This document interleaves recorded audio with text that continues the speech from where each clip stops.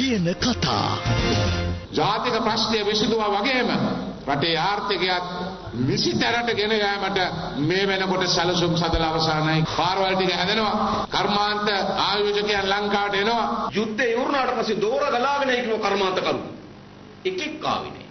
කර්මාන්ත වලට ආයෝජකයෝ නේ ආණ්ඩු කල්පනා කරා මොකද මේ රටේ හොඳ බිස්නස් එකක් තමයි අධ්‍යාපනය කියන්නේ. හැබැයි කර්මාන්ත ශාලා දාන්නේ නැතුව සුද්ධ වෙනවා මොකටද? විශ්වවිද්‍යාල දාන්න. විශ්වවිද්‍යාලවල ජනතා විමුක්ති පෙරමුණේ ශිෂ්‍යයන්ට විරුද්ධව වෙන කිසි කෙනෙක් තරග කරන්නේ. ඒ නිසා මේ අය නිතරම ලයිස්තුවක් දාලා බලය ගන්නවා. මේ දරුවන්ට දේශන වලට යන්න දෙන්නේ. ඉංග්‍රීසි පන්ති වලට ගියොත් රැයට ගහනවා. ඉංග්‍රීසි අධ්‍යාපනය පිළිබඳ මහා කැක්කමකින් හඬ නගන ඇමතුමාගේ කණ්ඩායමේ සමාජිකයෝ ගිහිල්ලා රටවල් 139ක් හිටපු සමුළුවේ කතා කරපු විදිය. එතකොට මේ භාෂා හයේ නැති සිංහල භාෂාවෙන් කතා කරනවා මෙතන. මේක මෙතන ඉන්න කිසිම පූසෙකුට තේරෙන්නේ නැහැ. දැන් හිටපු අගමැති රත්නසිරි වික්‍රමනායක මැතිතුමා කියනවා අනේ දෙයියනේ අපිව මේ ජ්‍යෙෂ්ඨ ඇමතිවරු කරා අපිට මහලු මඩමක් හදුවා කොල්ල පිටියේ අපිට මහලු මඩ මේ කාර්ය මණ්ඩලයක් නෑ.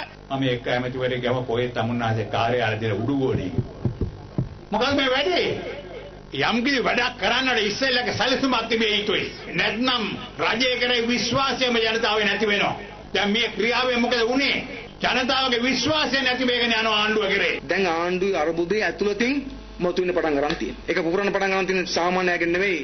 ශ්‍රී ලංකා පක්ෂේ ප්‍රබලින්ගෙන් තමයි පුපුරන පටන් ගන්න තියෙන්නේ. ජ්‍යෙෂ්ඨ ඇමතිලා 10 දෙනෙක් හදලා දිනවනේ. ඒ ජ්‍යෙෂ්ඨ ඇමතිරු 10 දෙනාට ඇමති කියන නාමය තියෙනවා. හැබැයි ඇමති කම් නැහැ. ඇමති නම් මිස ඇමති කම් නැති ඇමතිවරු. දැන් ඒ ඔක්කොටම සාදූෂණ කොමිසමේ ගොඩනැගිල්ල සුද්ධ කරලා දැන් ඒකේ දා දෙනවලු කාර්යාලේ. ඔය සිටි ටිකක් දාලා තියා ඊට පස්සේ කට්ටියට තින්නේ බණ පොතක් කියවගෙන කොටලා බණක් බහනා කරන් ඉන්න වැඩිහිටි නිවාසී වගේ.